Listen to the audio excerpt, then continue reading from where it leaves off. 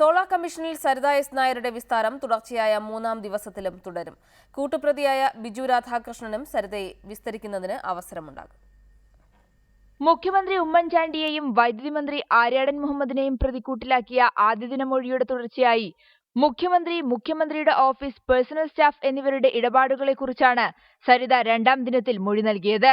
ജയിലിൽ വെച്ച് താനെഴുതിയ 30 പേജുള്ള കത്ത് 4 പേജുള്ള കത്തായി ചുരുങ്ങിയതിനു പിന്നിലുള്ള രഹസ്യവും സരിത വെളിപ്പെടുത്തി.